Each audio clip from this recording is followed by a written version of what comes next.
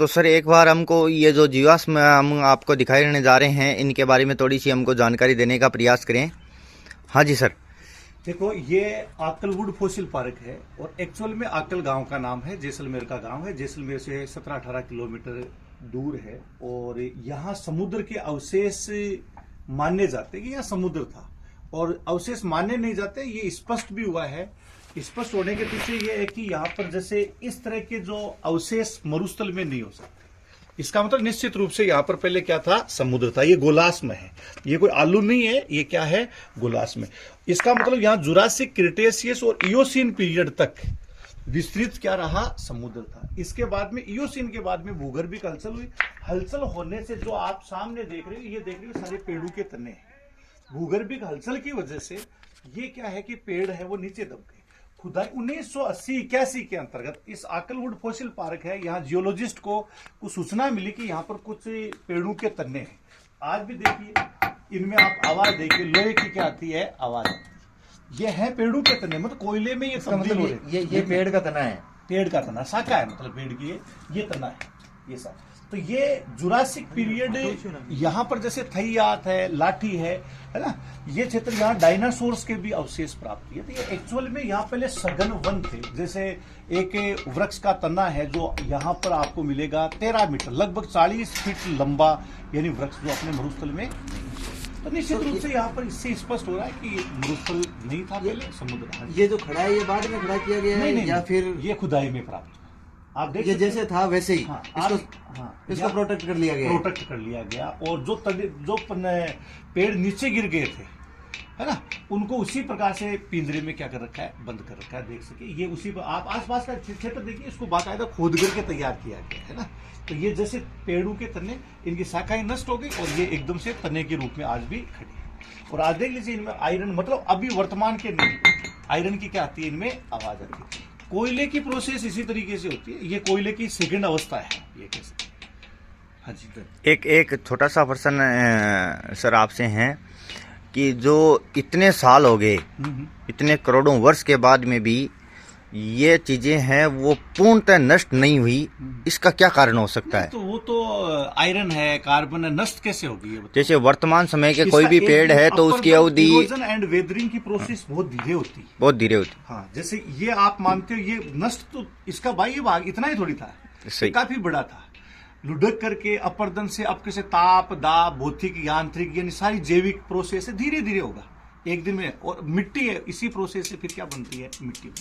तो ये जो गोलाश्म दिखाई दे रही है, यहीं प्राप्त हुई है या फिर यहीं से लाकर रखे? नहीं, ये यहीं से प्राप्त हुई है पूरा। बिल्कुल यहाँ का तली आप देखोगे ना, समुद्र की तली है। तल का पानी तो क्या हो गया, जैसे भूगर्भिक हलचल, तली ऊपर उठ गई।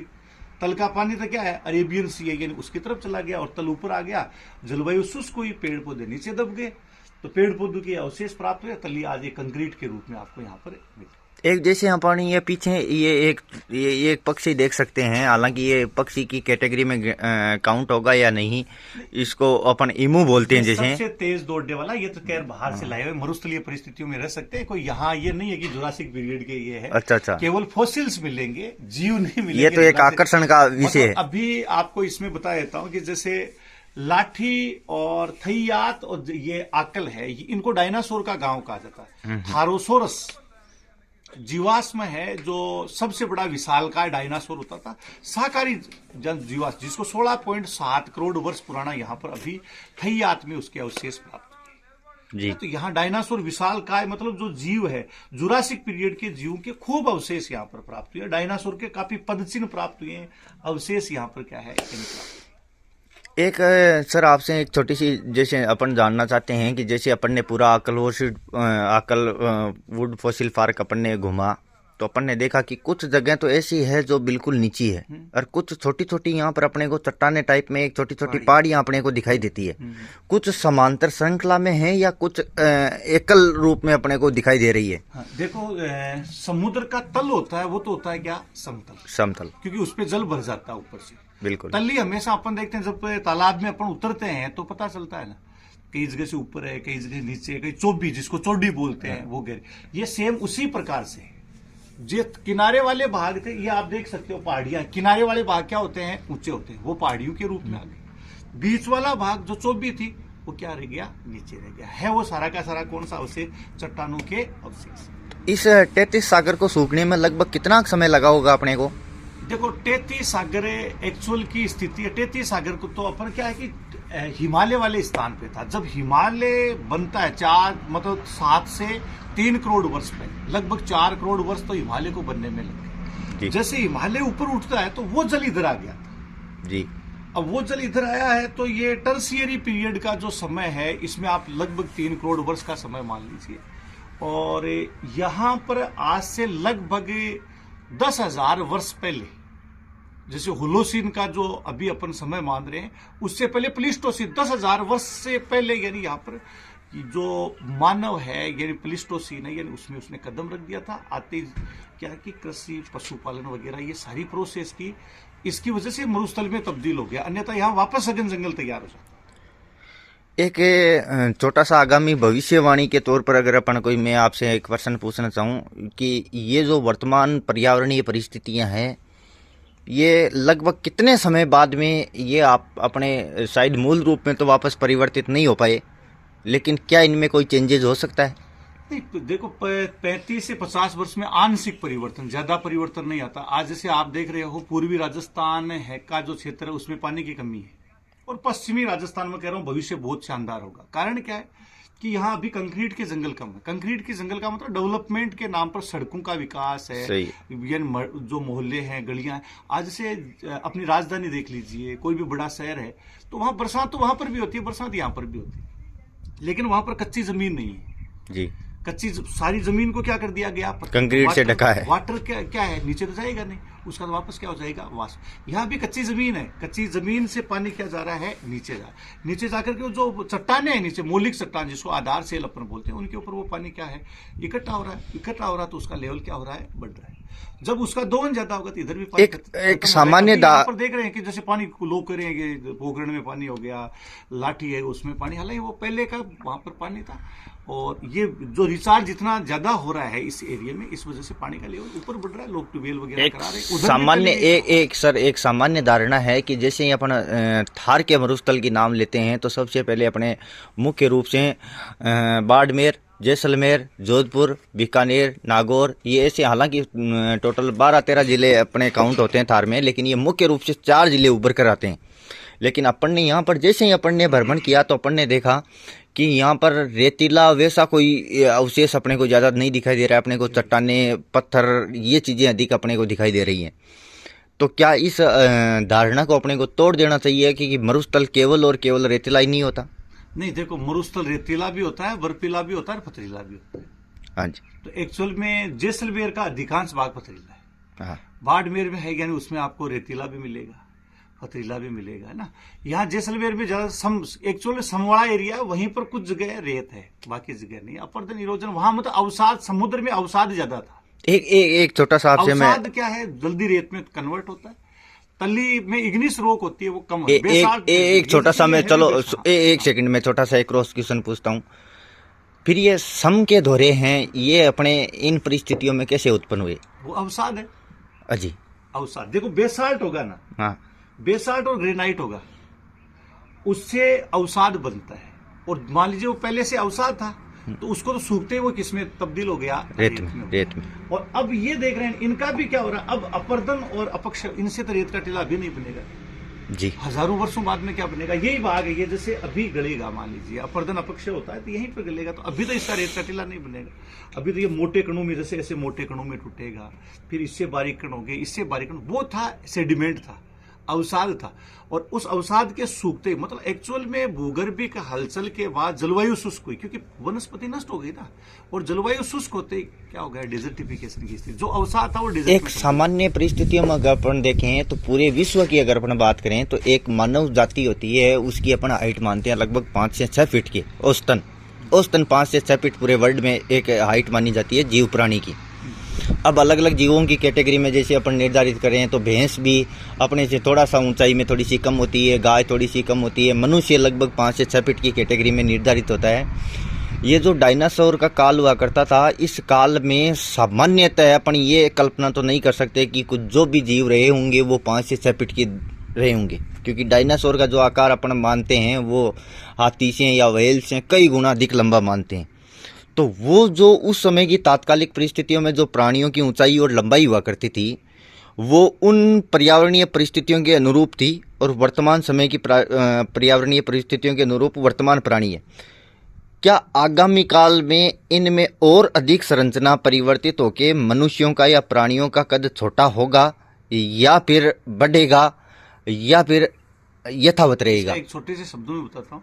अपन कहते हैं पृथ्वी का विकास हुआ, मानव का विकास हुआ। एक्चुअली विकास में प्रमोटिव है जी, ये परिवर्तन होता रहे, प्रमोटिव है।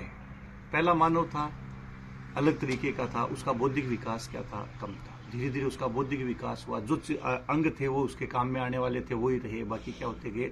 इसलिए इसको उत्पत्ति यानी विकास की अवस्था मानव पे आकर के रुकी, ये कहना गलत है। यहाँ पर ये शब्द लिखा था प्रमोटिव है, यानी ये और परिवर्तनशील है और होती जाएगी। तो इसमें कोई वो नहीं है, ये तो आगे से आगे सतत रूप से निरंतर रहेगी। इसको विकास हुआ था, यहाँ तक लिखना था शब्द गलत। एक छोटी सी बात अगर अपन करेंगे, जैसे ये अपना जो थारका मरुस्थल या फिर अपन बोल सकते हैं कि उत्तरी भारत का जो अपना प्रायद्वीपीय भाग है, ये टूटकर अपने अफ्रीका से अलग हुआ, ऐसा सुनने में आता है।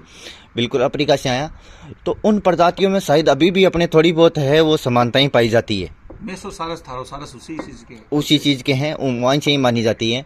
नहीं है ही, वो तो इसमें कोई यही नहीं है। जैसे आप ये मानने को भी स्वीकार नहीं थे, लेकिन अब मानोगे। बिल्कुल मान रहे हैं इस बात को।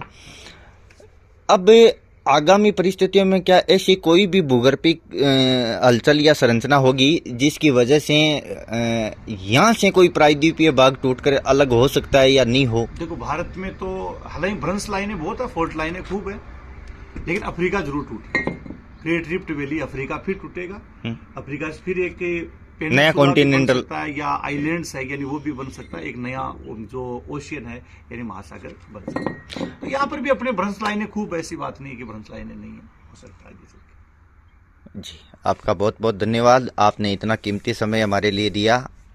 हम आपके आभारी हैं कि इन्होंने अपने इन चंद समय में इतनी सारी शब्द मेरे साथ जो आर्कियोलॉजिस्ट और जो हिस्ट्री के लेक्चर है उनसे भी, और मनोवैज्ञानिक हैं यानी बाजिया सर से भी मैं आपसे आग्रह करूंगा कि कुछ वो अपने हिस्ट्री से संबंधित कुछ बातें बताएं। बिल्कुल, मैं आपको परिचय करवाता हूँ श्रीमान Vijay Singh Bajiya, history grade first lecturer से।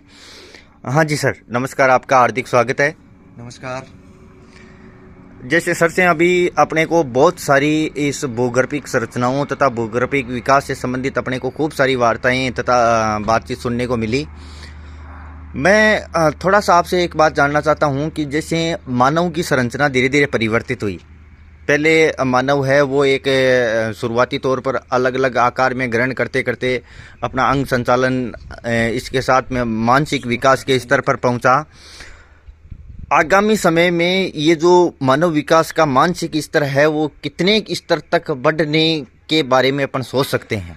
जैसा रघुवीर सर ने बताया, ये तो एक प्रमोटिव है, ये परिवर्तन का युग है, ये परिवर्तन चलता रहेगा। जैसे जैसे आगे आगे विकास होगा, ये विकास अलग अलग चरणों में चलता रहेगा।